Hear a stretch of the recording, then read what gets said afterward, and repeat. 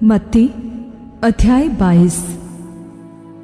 इस पर यीशु फिर उनसे दृष्टांतों में कहने लगा, स्वर्ग का राज्य उस राजा के समान है जिसने अपने पुत्र का विवाह किया, और उसने अपने दासों को भेजा कि निमंत्रित लोगों को विवाह के भोज में बुलाए, परंतु उन्होंने आना न चाहा।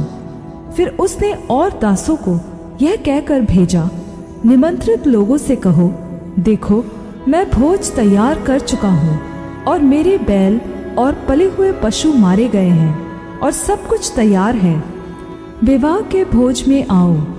परंतु वे उपेक्षा करके चल दिए, कोई अपने खेत को, कोई अपने व्यापार को। अन्य लोगों ने जो बच रहे थे उसके दासों को पकड़कर उनका अनादर किया और मार डाला।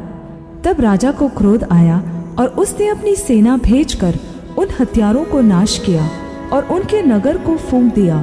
तब उसने अपने दासों से कहा, विवाह का भोज तो तैयार है, परंतु निमंत्रित लोग योग्य न ठहरे। इसलिए चौराहों में जाओ और जितने लोग तुम्हें मिले सबको विवाह के भोज में बुला लाओ।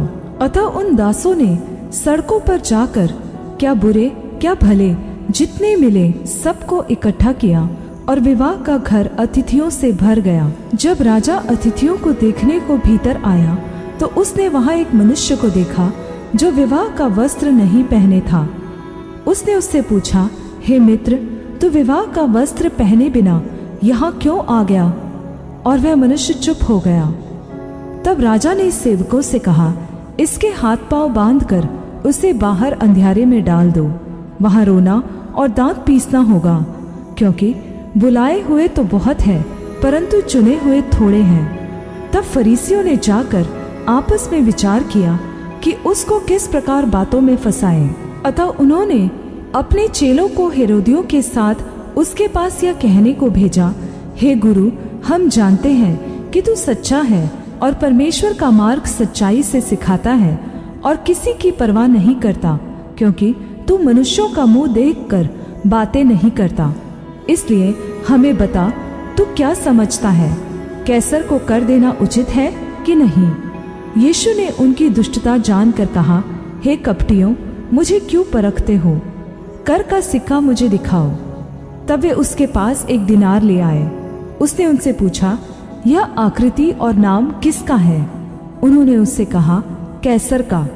तब उसने उनसे कहा, जो कैसर का है वह कैसर को दो, और जो परमेश्वर का है वह परमेश्वर को दो।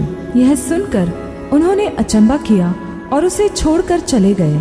उसी दिन सदूकी, जो कहते हैं कि मरे हुओं का पुनरुत्थान है ही नहीं, उसके पास आए और उससे पूछा, हे गुरु, मूसा ने कहा था कि यदि कोई बिना संतान मर जाए तो उसका भाई उसकी पत्नी को विवाह करके अपने भाई के लिए वंश उत्पन्न करे। अब हमारे यहाँ 7 भाई थे। पहला विवाह करके मर गया और संतान न होने के कारण अपनी पत्नी को अपने भाई के लिए छोड़ गया। इसी प्रकार दूसरे और तीसरे ने भी किया, और 7 तक यही हुआ।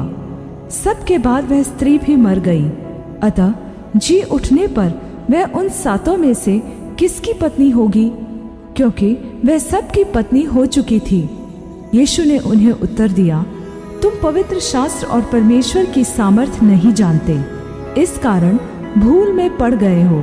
क्योंकि जी उठने पर विवाह शादी न होगी, परंतु वे स्वर्ग में दूतों के समान होंगे। परंतु मरे हुओं के जी उठने के विषय में क्या तुमने यह वचन नहीं पढ़ा जो परमेश्वर ने तुमसे कहा, मैं अब्राहम का परमेश्वर और इसहाक का परमेश्वर और याकूब का परमेश्वर हूँ। वह तो मरे हुओं का नहीं परंतु जीवितों का परमेश्वर है।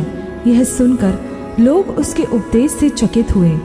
जब फरीसियों ने सुना कि यीशु ने सदूकियों का मुंह बंद कर दिया तो वे इकट्ठे हुए, और उनमें से एक व्यवस्थापक ने परखने के लिए उससे पूछा, हे गुरु, व्यवस्था में कौन सी आज्ञा बड़ी है? उसने उससे कहा, तू परमेश्वर अपने प्रभु से अपने सारे मन और अपने सारे प्राण और अपनी सारी बुद्धि के साथ प्रेम रख।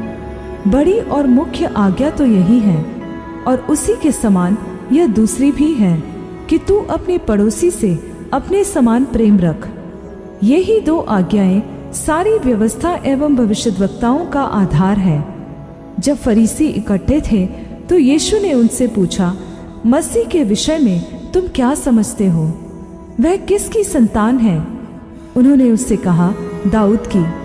उसने उनसे पूछा, तो दाऊद आत्मा में होकर उसे प्रभु क्यों कहता है? प्रभु ने मेरे प्रभु से कहा, मेरे दाहिने बैठ, जब तक कि मैं तेरे बैरियों को तेरे पांव के नीचे की चौकी न कर दूं। भला जब दाऊद उसे प्रभु कहता है तो वह उसका पुत्र कैसे ठहरा? उसके उत्तर में कोई भी एक बात न कह सका, परंतु उस दिन से किसी को फिर उससे कुछ पूछने का साहस न हुआ।